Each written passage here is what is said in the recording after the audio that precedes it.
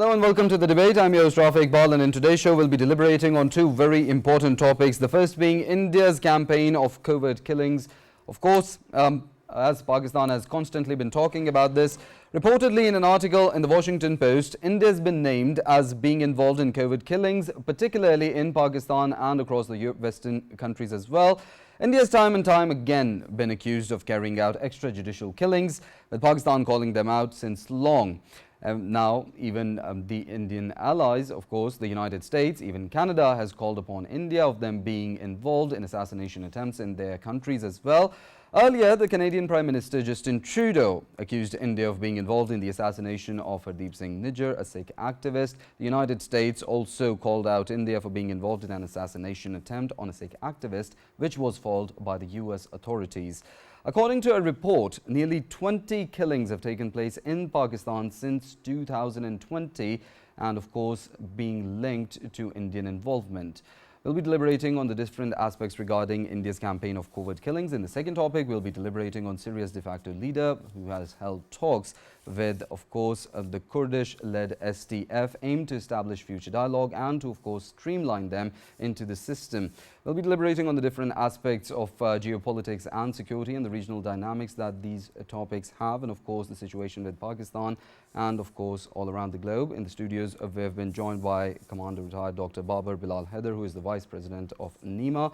Along with that, we've been joined by Dr. Jamil Ahmed Khan, who's a former ambassador on Skype, and we've also been joined by Faisal, who is a geopolitical analyst. Thank you all for your time and being part of the conversation.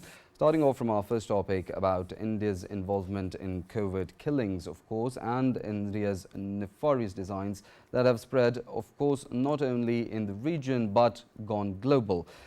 So, Mr. Babar, of course, Dr. Babar, when we talk about India's involvement on foreign soil, there have been incidents in the past as well. When we talk about India's intelligence agency, there have been incidents like those of MUBARAK Patel, who was caught red-handed trying to infiltrate Pakistan.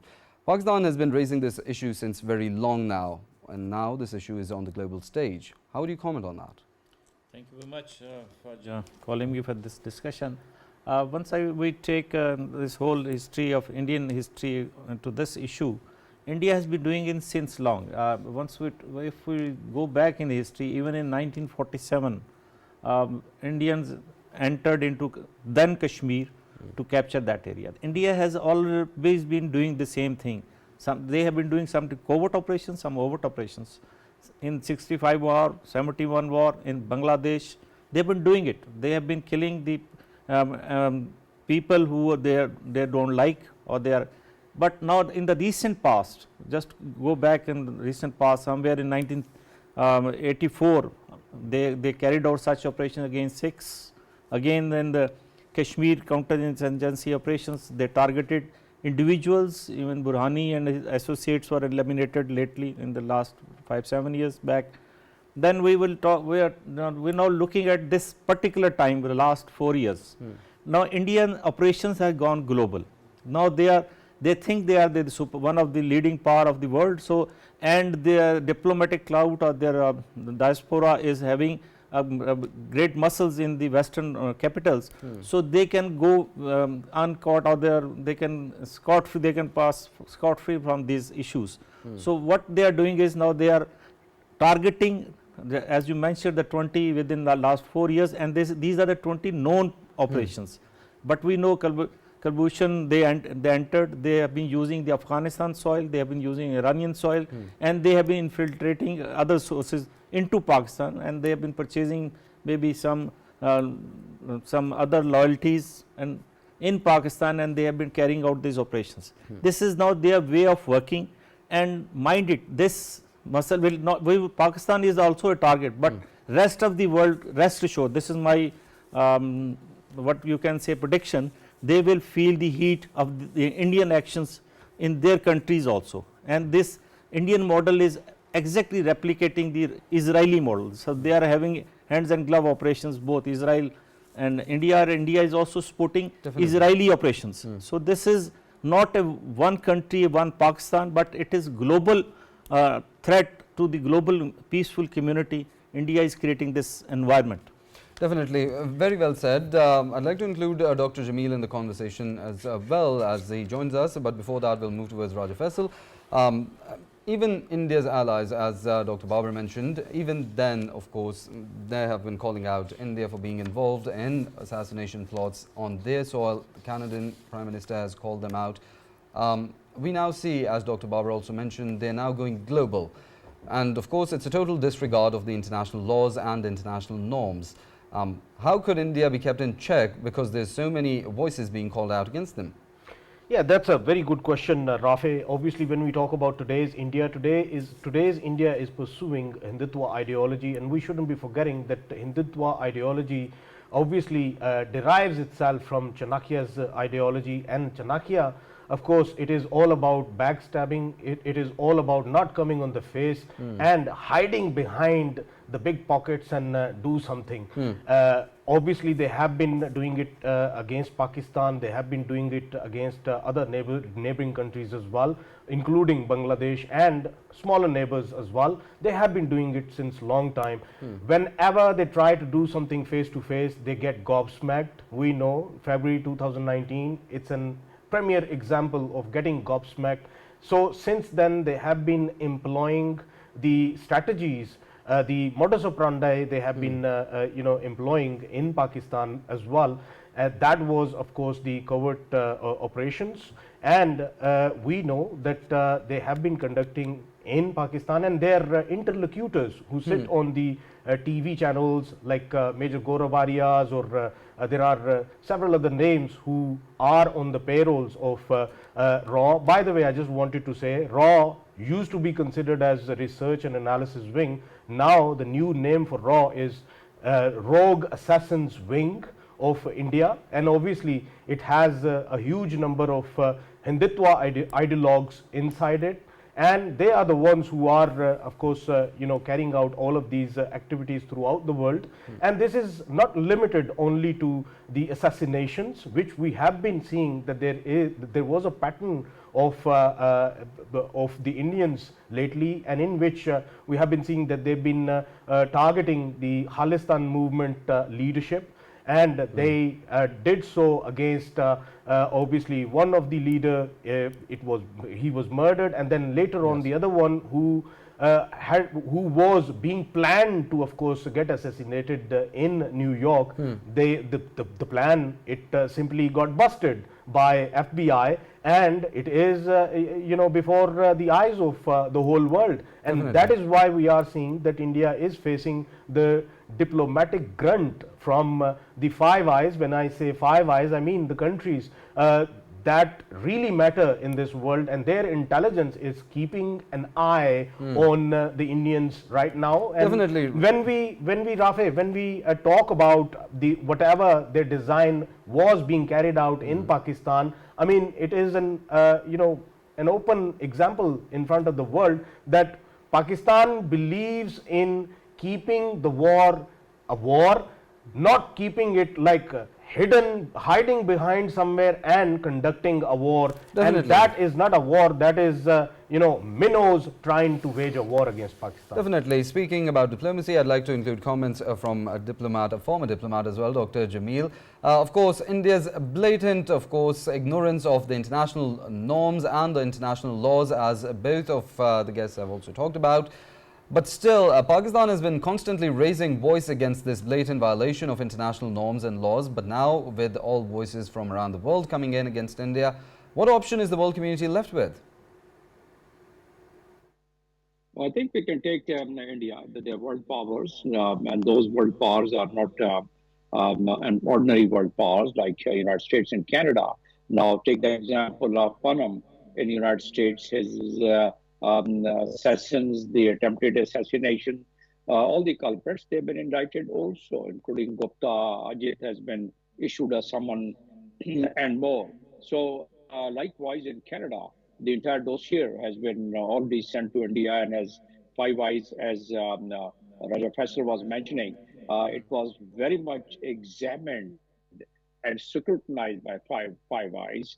And afterward, it's the first time in the known history that on the floor of the House, the Parliament of a country that is Canada, the Prime Minister of the country, that was Canadian Prime Minister Justice Trudeau, he gave all the details of the assassination on their soil of Niger.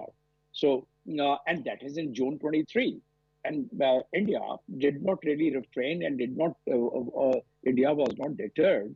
And they carried out an attempt in US. Not that these were the two isolated. I'm coming on Pakistan, but they have done the same in UK. They were not caught there. And they've done the same against the Sikhs in Europe, because they have a list and they have declared some of the personalities of India, mostly Sikhs, as the terrorists, and they say that it's their right. Now they are not have any regard for their national law.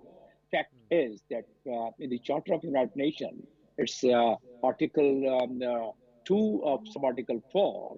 It's very clearly mentioned there that no country can, exploit its power, covert or overt, in Article 1.4, that they could affect the sovereignty and the territorial integrity of any country. So, conducting a transnational terrorism, this comes under the definition of transnational terrorism, the assassination, or for that matter, carrying out assassination in a neighboring country like Pakistan.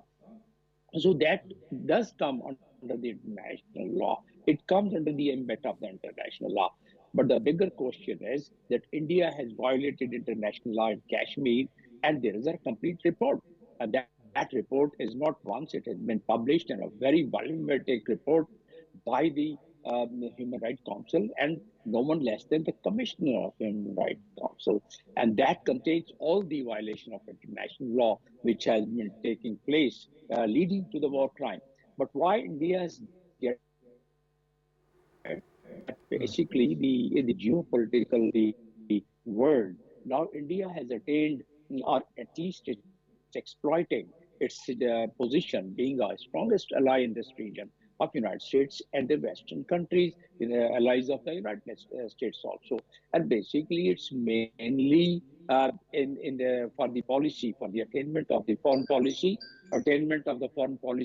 and that is the containment of China. So therefore, India is getting away from such violation of international law. So far as Kashmir is concerned, India has multifarious mechanism to avoid that, but mainly because of the geopolitical landscape that they are doing all this. Not only that, but India has against it the various violation of their own national law for the religious minorities, and that report has been published by United States Freedom, the Religious Freedom Report, and that is published yearly basis, and they've given all. So what does it imply?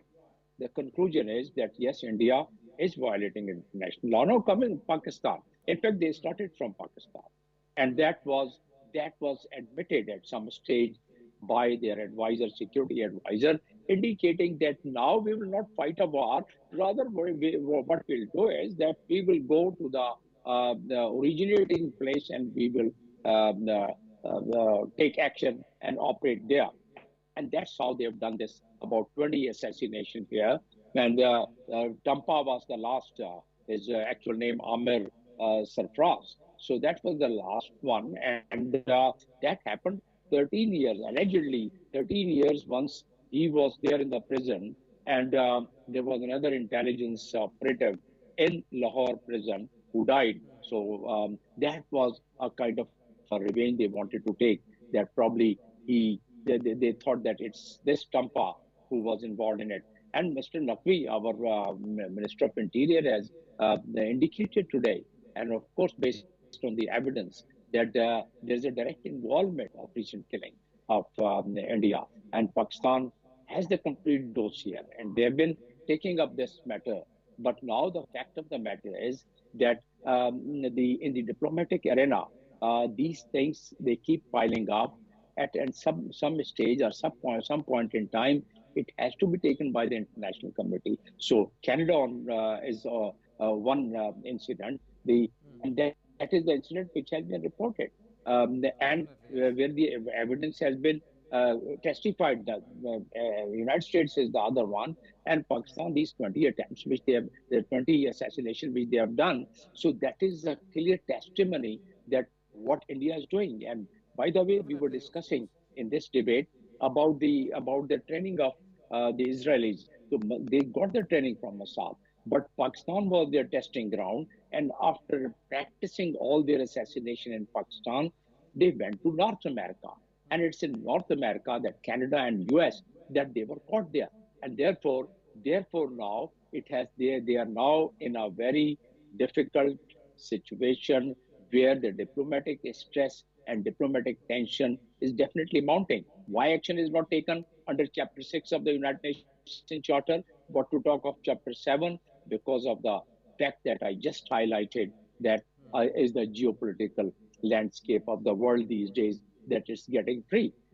But this thing has now surfaced. Now the world has got to know about it. Now there would be an eye on all the operatives around in the world, and Definitely, and of course, it would be it very is hard quite for yeah justified now. considering that these of course, these how they have been involved in, of course, creating so much chaos and on foreign soil.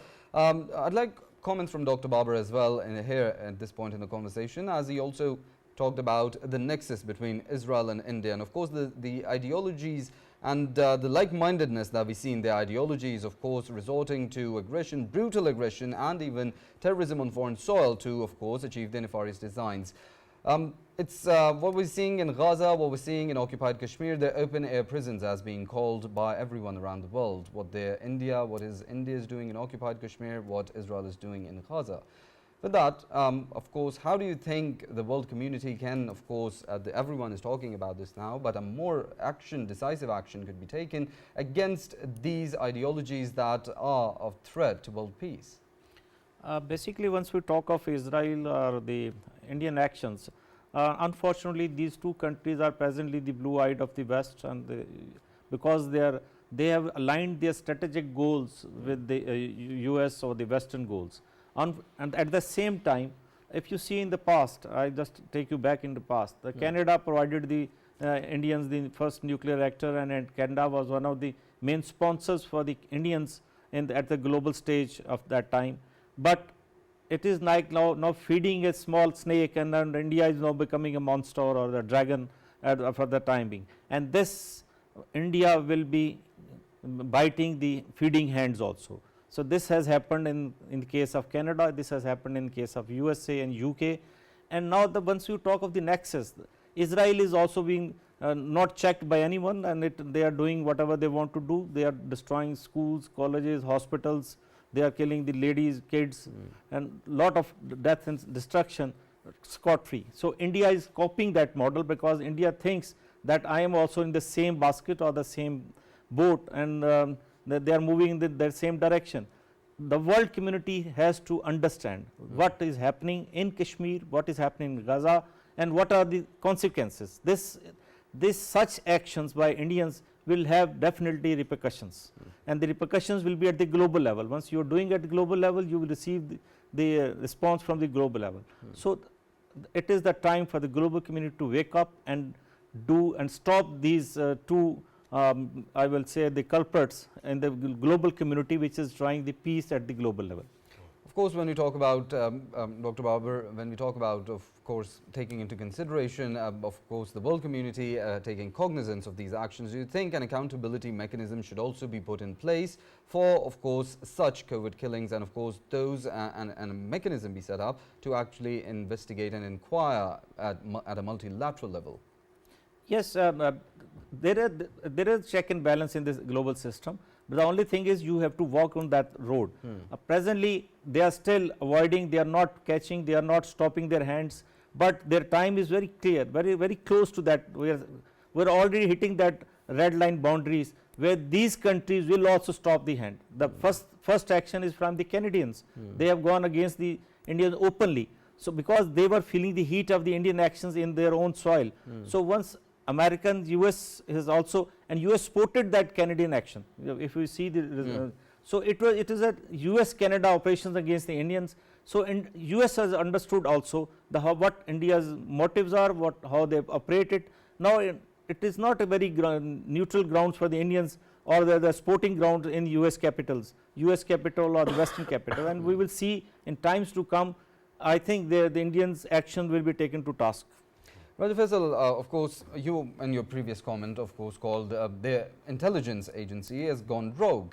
But when we talk about India as a country, of course, India being the parties to international charters that they've signed, but their own policies, the ideologies they're pursuing, they go against them at a whole. Of course, when we talk about going rogue and of course not conforming with the agreements that you're party to, not conforming to the charters that you're party to, wouldn't it describe the whole country as going rogue?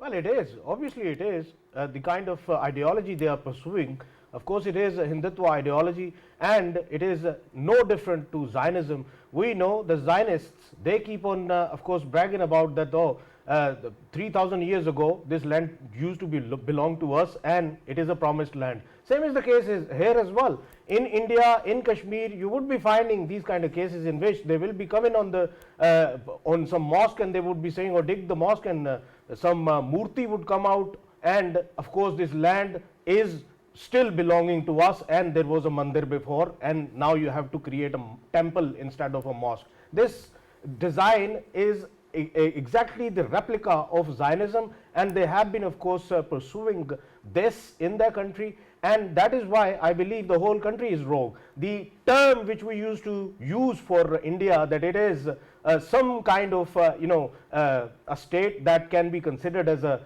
secular state, that secular state actually vanished the very day when Nathuram Godse murdered Gandhi in daylight, and that was the day when the secularism was actually buried or burnt somewhere. And now whatever you're seeing is the Hindutva ideology, is the Nathuram Godse of today that is leading India into this mess. And of course, when we talk about Indian designs, I just wanted to mention another aspect of which has been highlighted by both of the worthy guests, and I always learn from both of them, but I would differ in certain aspects, and that is when we talk about US, when we talk about the Western countries, they have been considering India. They created India. I won't use the blue-eyed India.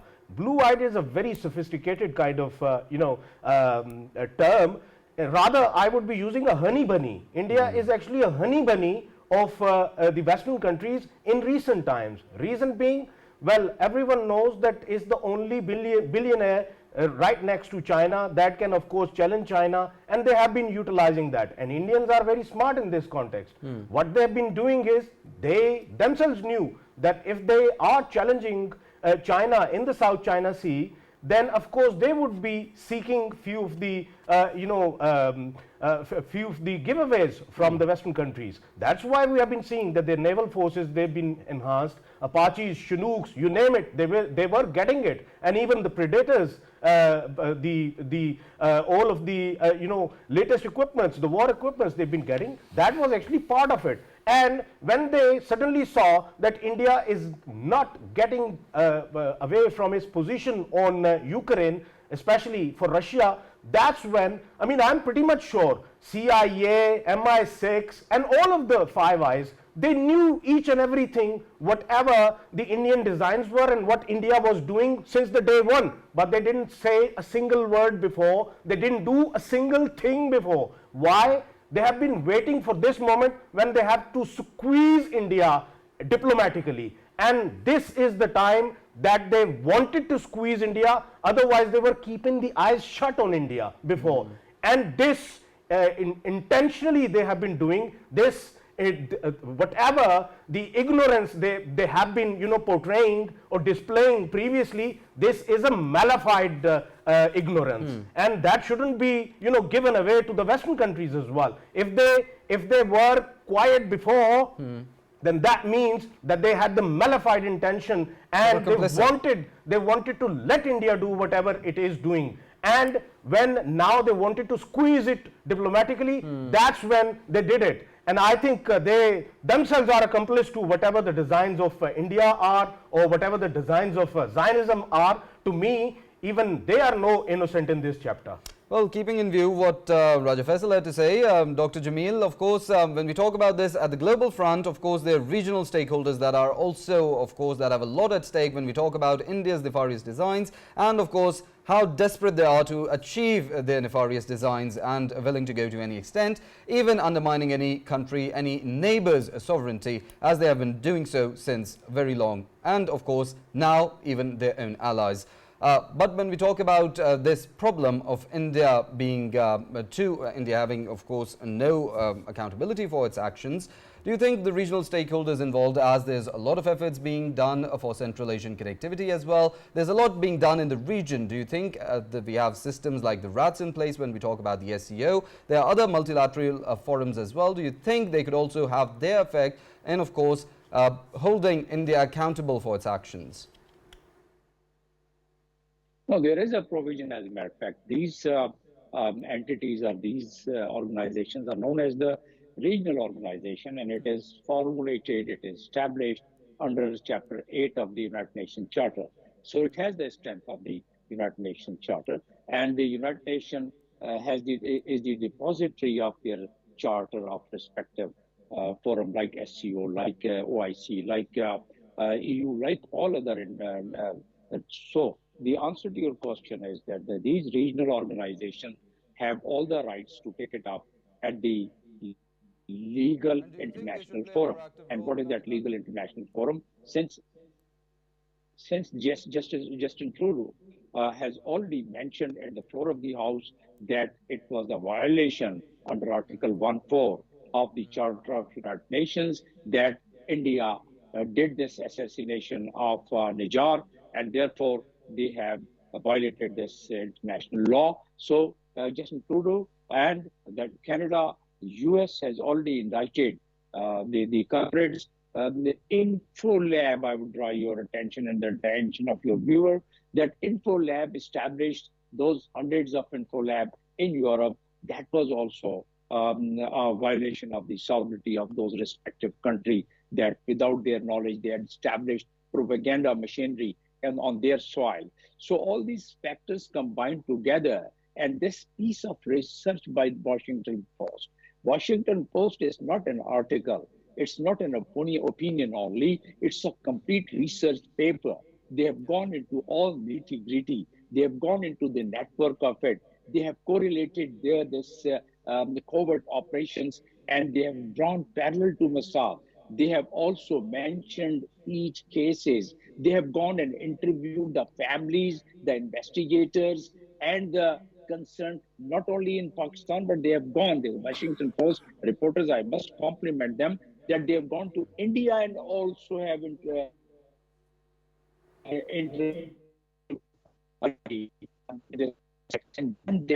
piece of information. So all these factors combined together, that leads to the answer to your question, that yes, regional organizations can take up this matter at the General Assembly level, at the Security Council level. We know Security Council has its own inbuilt problem of the veto, and then so long as the US is with Israel or with India, any such resolution would be vetoed. But at least that would resonate. That would resonate to the world that what India is doing. And in diplomacy, it's basically a consistency and continuity. So what India is doing, unless with consistency, it is highlighted and the countries keep highlighting it, India probably would not stop here, because India now knows, as we were discussing, that they have a free hand because of their position at the geopolitical landscape, and because the way they are exploiting the vision given by the United States in particular and other allies against China. So there are all these violations of international law, even their own human rights laws are being ignored by those power who matter. But yes, Of course, and all these violations should be put in check. A quick comment from Dr. Babar before we move to the second topic. And of course, as Dr. Jamil mentioned, propaganda. In these digital times, we know that, of course, it's not just the COVID killings, but we live in a digital era and there's an issue of misinformation and disinformation. There's also some analysts are terming it as digital terrorism. Of course, we see on social media, it has been linked in many reports as well. Bots are used to, of course, propagate different narratives that hurt, of course, a particular country or a certain ideology. We know that this is an issue, and of course, Pakistan has been facing it. There's different countries, even the Western countries are facing it. And of course, we know Israel as they were involved in the pager blast, and of course, considering how they're advanced with technology, but the Israel-India nexus that we're seeing. How important do you think it is to curb this kind of course, propaganda as well with, of course, these ideologies such as conducting COVID killings and extrajudicial killings on foreign soil? In the 21st century, this is the technology advancement, this is the curse of the technology also which is coming into play, that the false news, in fact, the factual news are being sidelined and the incorrect data or incorrect information is being shared in such a volume that we start believing in that. This is a psychological warfare which is being played, and technology is supporting this issue. In the response to this, I think we need to teach our masses, or we need to have a diplomatic front, a very efficient diplomatic front to counter this move at the global level, as well as internal politics inside Pakistan also. We need to spell out our very clearly that these are our red lines, and this has to be done. This is the enemy. These people who are feeding you through your mobile phone, because mobile phone initially we thought that TV, once the TV came in, that we thought the TV is in the bedrooms. Now in the mobile phone is not even in the bedroom, it is in your pocket. So everything is very close to your heart. So you are just seeing you are traveling, you are watching the mobile phone. So everything, you are being fed every minute the new news. So you need to give the true facts to our own people, so they can be good giving you the judgment.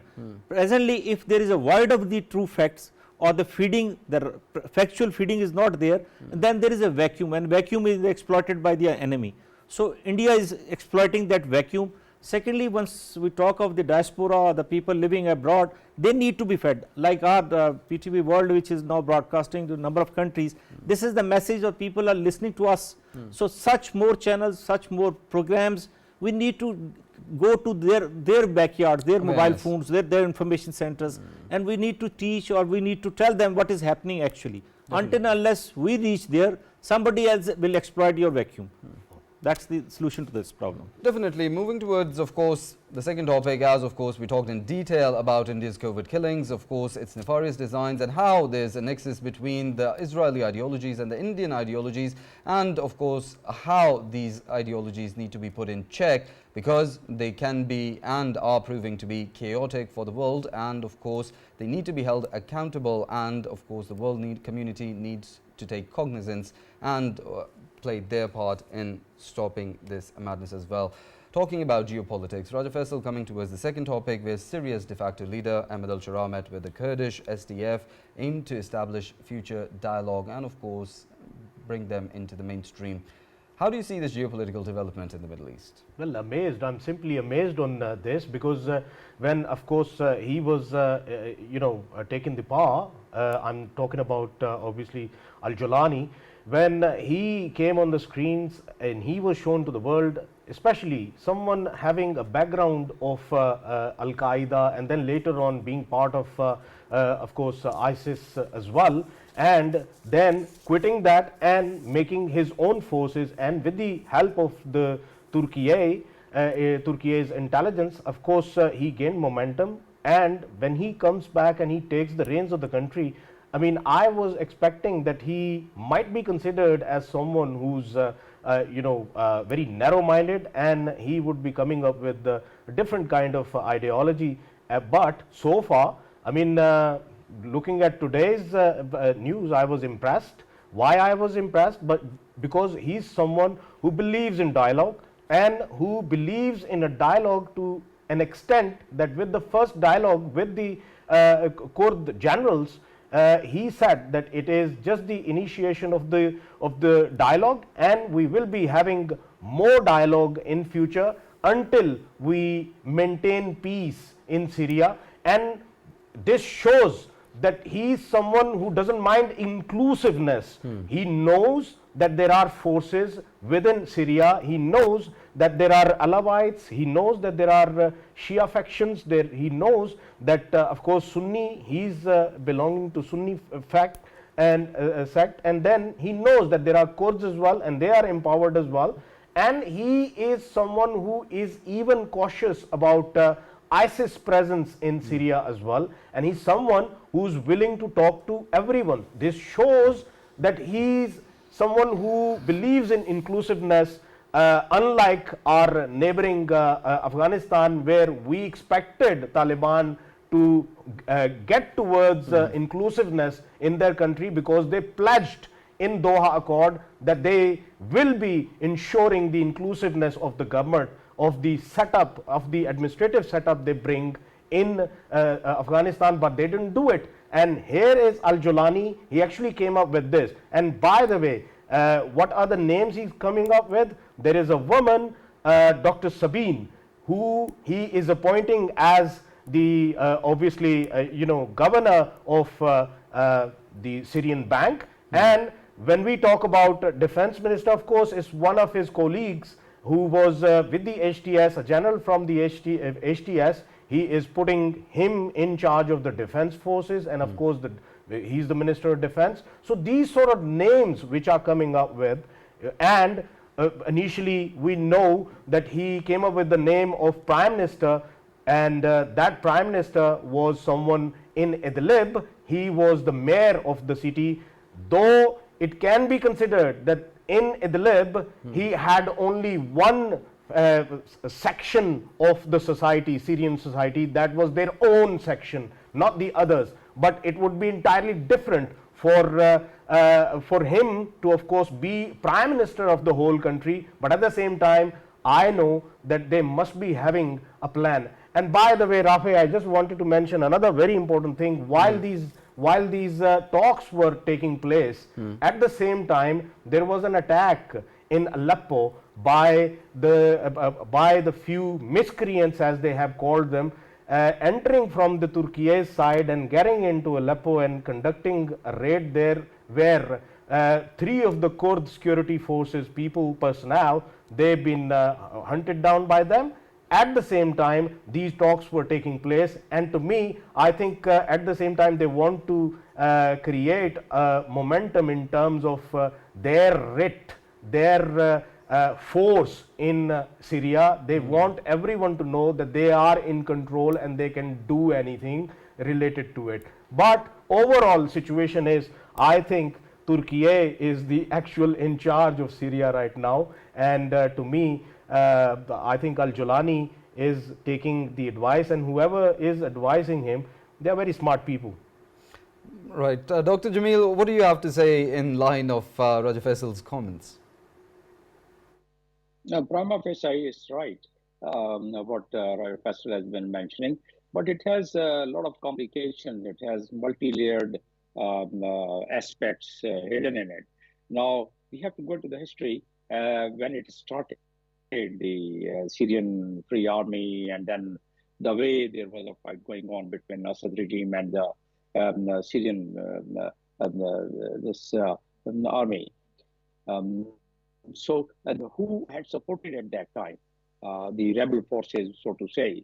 It was basically supported by the regional players in that, and as well as supported by the US. Julani.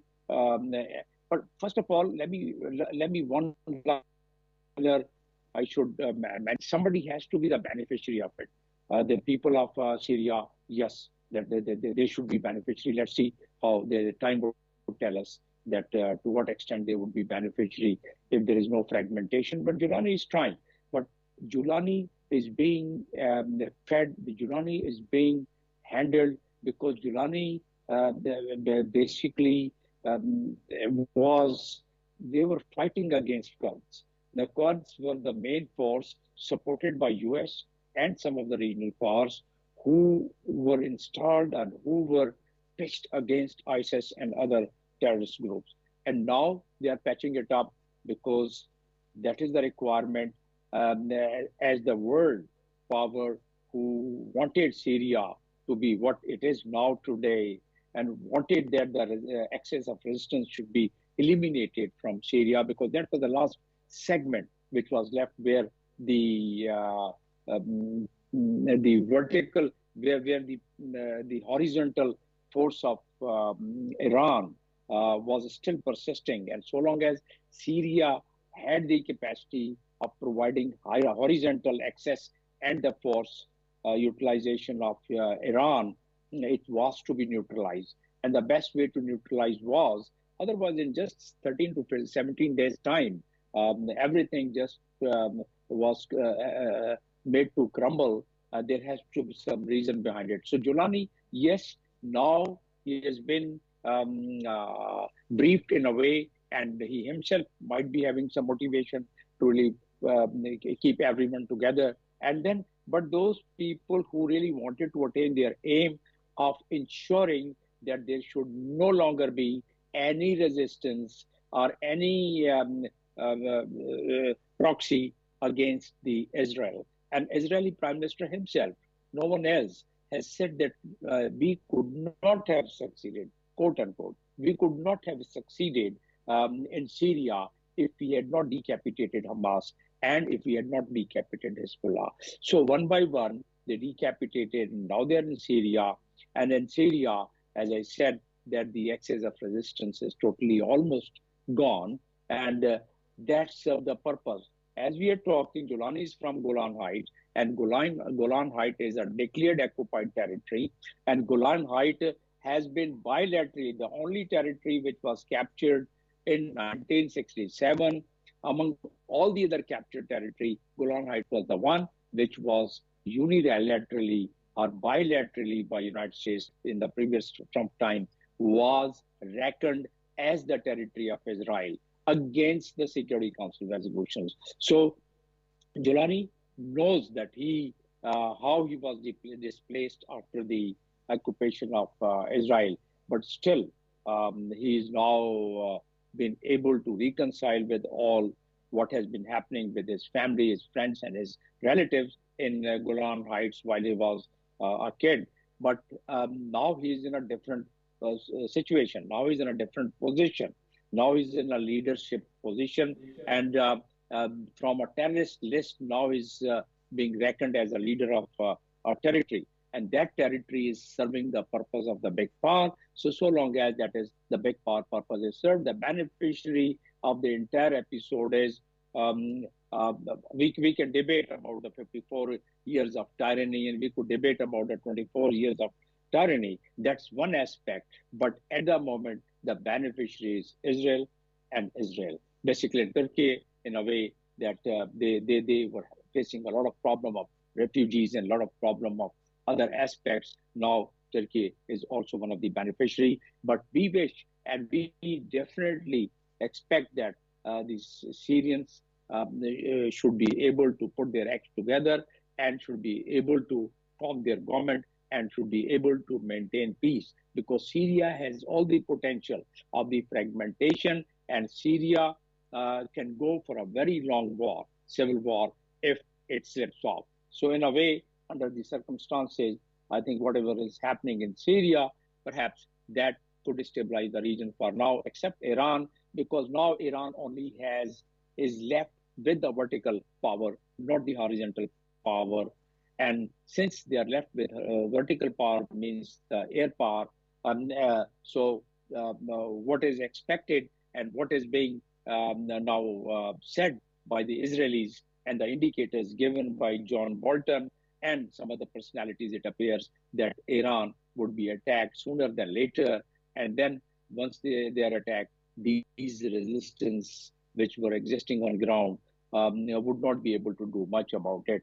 So therefore, it seems a very well orchestrated. Of course, with time, these developments will unfold. Of course, Dr. Jamil Ahmed Khan, former ambassador, thank you for your time and being part of the conversation. Your views are always appreciated. Dr. Babar, considering the conversation, how we've led it up, and of course how we're discussing these regional developments in the Middle East, there's a new regime in place in Syria. We heard two of our analysts. I would like to hear your remarks as well on this development. Once I see this new development, this is very fast, rapid pace changeover.